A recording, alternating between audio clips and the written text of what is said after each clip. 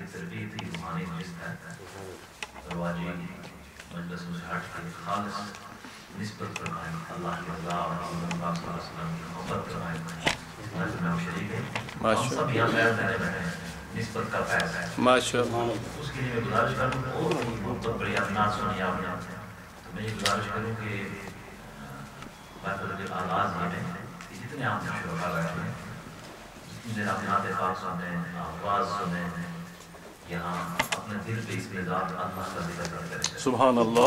अल्लाह अगर उज़र नहीं है तो आप तकिया लगा देना बैठे ना, तो मसला किसी को है वो अलग बात है। तमाम बात करीब भी बैठे और पूरी तवज्जो रख के यूँ ख्याल करें कि आप झोली फैलाए हुए हैं और दिल का बर्तन आगे फैलाए हुए हैं, उसमें खैर मांग रहे हैं और अल्लाह अल्लाह अल्लाह दिल में लगाते रहते हैं।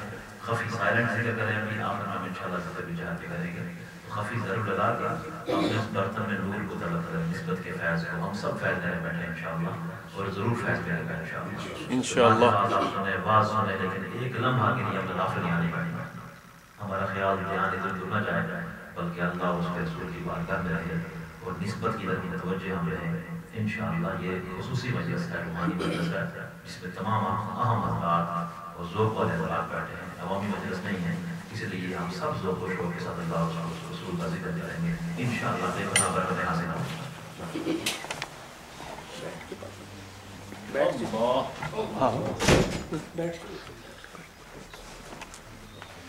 सल्लल्लाहु अलैका या रसूल अल्लाह व सल्लम अलैका या हबीब अल्लाह। जैसे पीछे हमने अभी बात की थी, हमने ऐसे ही करना, अल्लाह अल्लाह का जिक्र करना है। सुभान अल्लाह। मौलाया सल्ली